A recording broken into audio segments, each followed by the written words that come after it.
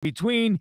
He is the star, Richard Bazzi from Schultz Ford at schultzford.com. I am Bubba from 100.7 Star, and boy, do we have a star with us today.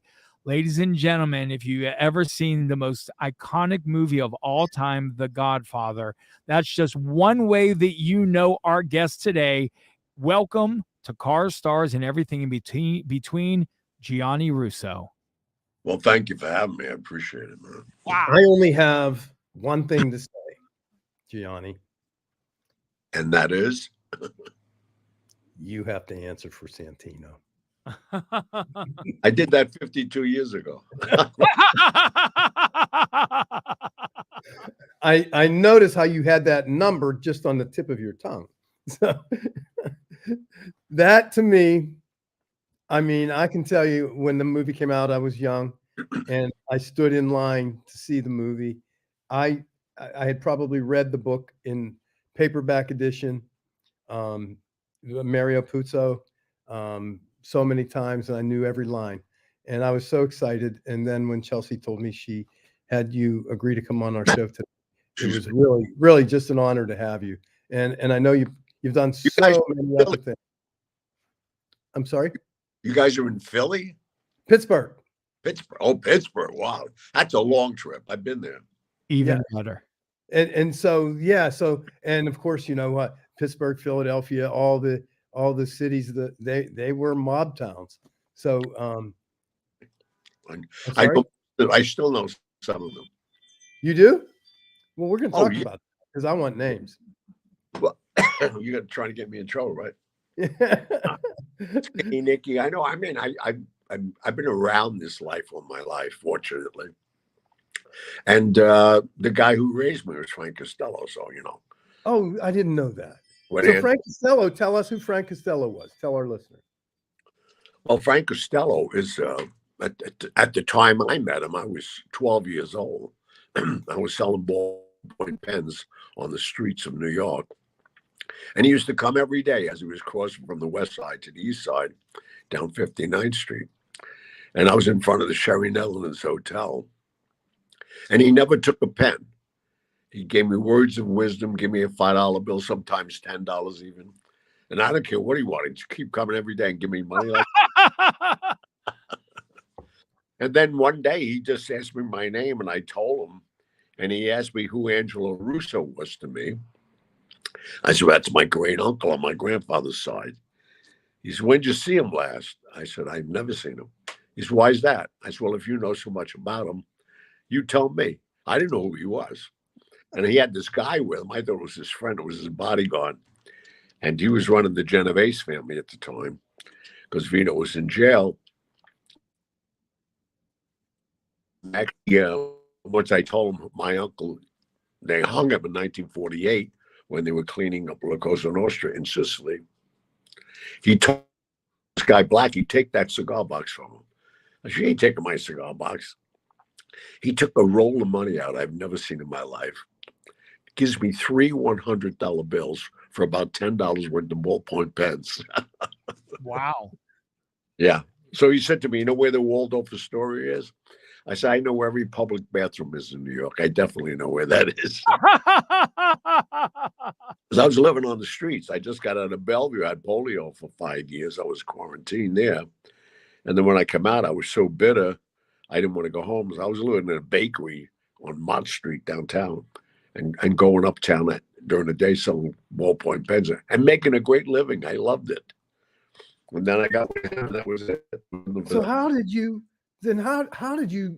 go from, how did you bridge that point of your life to working, to your experience working with a legendary director, Francis Ford Coppola, on an iconic film such as The Godfather? How did that transition? Well, we transitioned over the years, and I was with Costello. Well, Costello died in 1973. I was with him until that time. And we made the movie in 1971. But when the book came out, I was just coming back to this country because I left the country for 2 years because of the Kennedy assassination. But that's another hour show. So anyway. Wait a minute.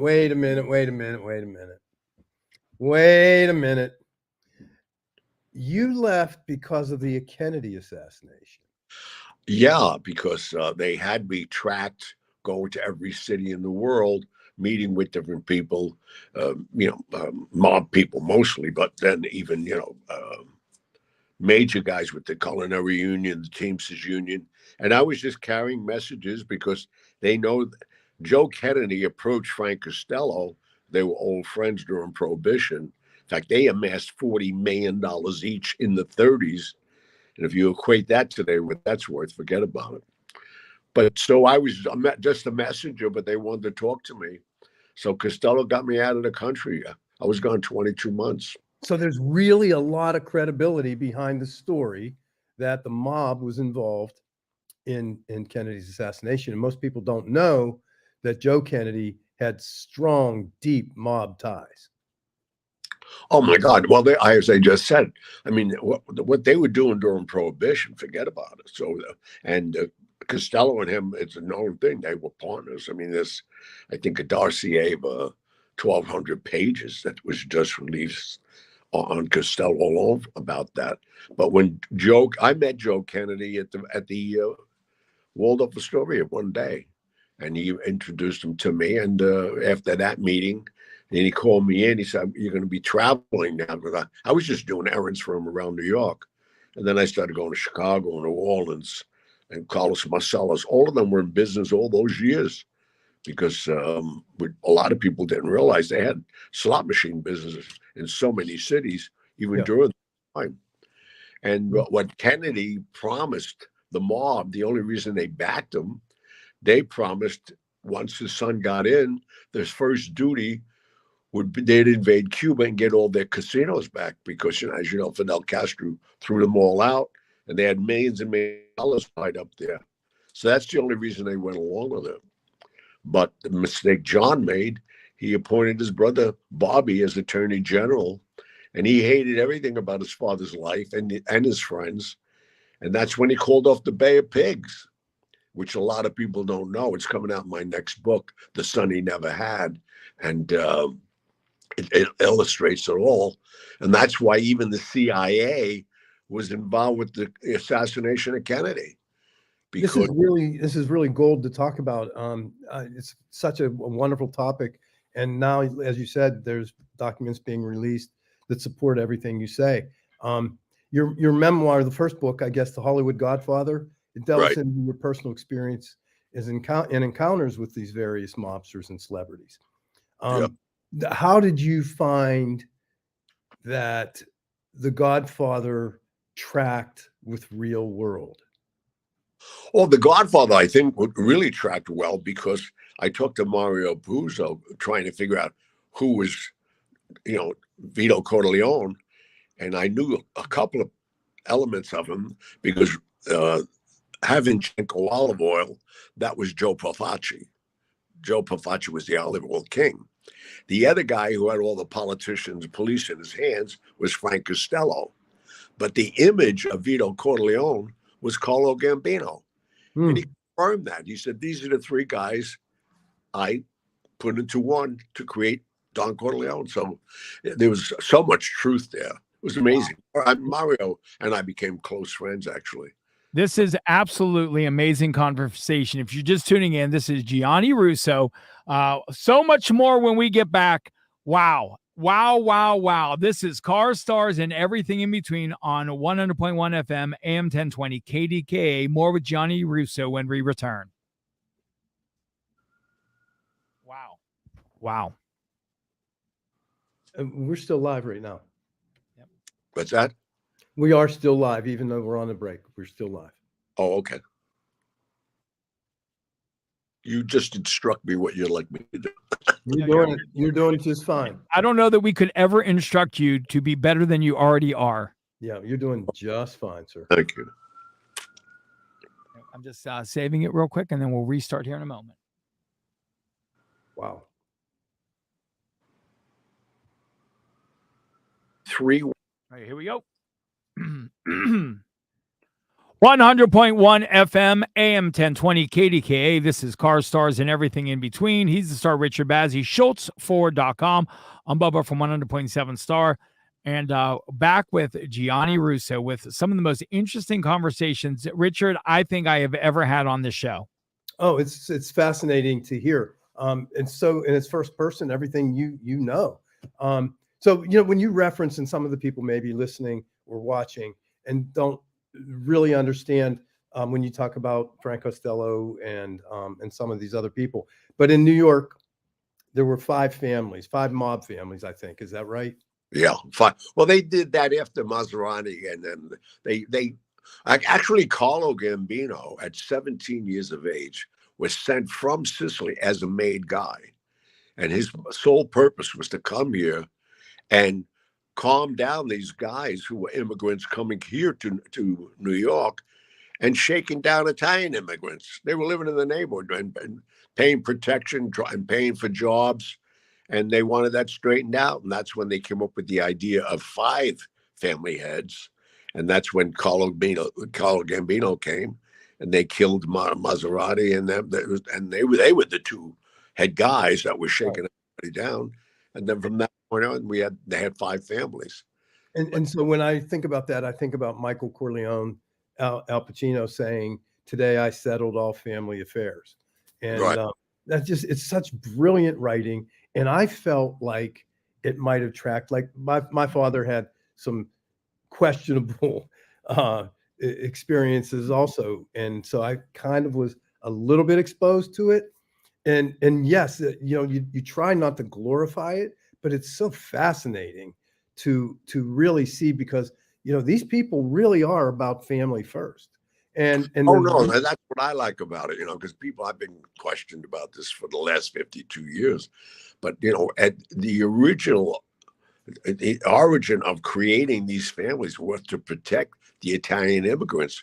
Yeah. Because I remember the first time I met Frank Costello, he showed me an ad in a newspaper that he carries around with him because he wanted to justify why they did this. And when they were building the reservoir in Central Park, they listed the workers they need. And the last person on the list were WAPs, and people didn't know what WAPs meant, without papers. And they were getting like 10 cents an hour compared to other people getting 25 cents an hour and working longer days. Do you know how many fights I got in high school for being called a WAP? Oh, I can imagine. Forget about it. I mean, and that was derogatory, right? People would say that. But here we are now. I got a little respect going on. Yeah. So how are you transitioning from that to the future? What is your future look like? You said you're writing another book. You have a musical background. Mackenzie Press, the first independent, still the only independent publisher that's producing mob movies. He read my last book, The Sixth Family. They bought that book off the market. And now I'm writing a story called The Son He Never Had. And that's referencing to Loretta and Frank Costello. They never had children. And where I'm sitting now is in Frank Costello's apartment. I walked in here 67 years ago. Wow. Stormy night on 61st Street, because the Copacabana was on the 60th. I spent a lot of time there. And when he died in 73, George Wolfe, his attorney, called me and said, "Come to the office. I got something for you." And he gave me an envelope. I was walking out. He said, "Aren't you going to open it?" I said, "I've been there so many times with envelopes." He said, "No, this is a different one." And it was the deed to this place and 6 other apartments in the building, fortunately. Wow. So the thing is, and I get really enamored with all of this. I watch shows like Goodfellas. I watch shows like Casino, and I see some of those times I long for. I wish they existed today. That everybody gets dressed up and goes to the supper club. Hello. The Copa, right? Was the Copacabana, was that? Oh, yeah. Now, Copacabana was Costello's, the Latin Quarter. We built Twitch Shores. In fact, there's if your audience is interested, there's a documentary called Toots that was done about 10 years ago by his granddaughter. And that was Toots Shore, right? Excuse me? That was Toots Shore, right? Toots Shore.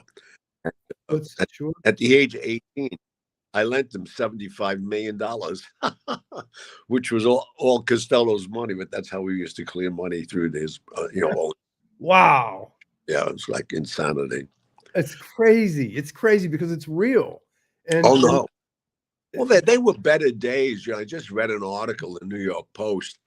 There were so many people reflecting on when the mob ran New York, how safe the streets were. You could unlock your door. Now look what we have. I mean, this is chaos. It's yeah, it is. It really is. So how did you prepare for your role as Carlo? I really know nothing about it. I settled a problem with Joe Colombo and between the studios, and I made him aware of how much money he could make if he lets them shoot here. And primarily when it gets down to it, it's sad to say, but the mob is very influenced by money. And I knew that at an early age. We're talking about 53 years ago, this meeting took place. And so with that said, he hired a young guy at the time, was Barry Schlotnick, when they created the Italian Anti-Defamation League. Yeah. And they were picking the Gulf of Western building and the FBI building. And I had a meeting with him on 86th Street in his club in Brooklyn and convinced him, let Barry read the script, and what you don't like, you think it's negative, let him straighten it out. And if you agree, we can make a lot of money. He said, we can make a lot of money? I said, well, yeah.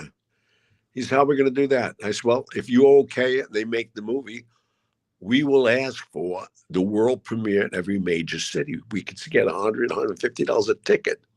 And we did that. And that's how I got the part of Carlo. Isn't that funny? Oh, wow.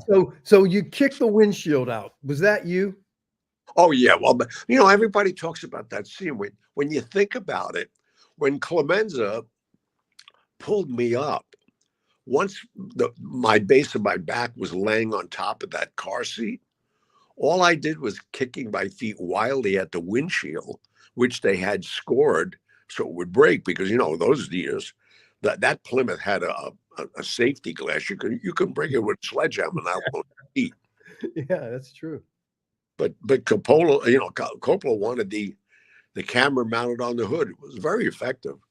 But it's funny you mentioned the line just now a few minutes ago, where you said when Michael said, "No, today they were the last words he told me before I went through the windshield.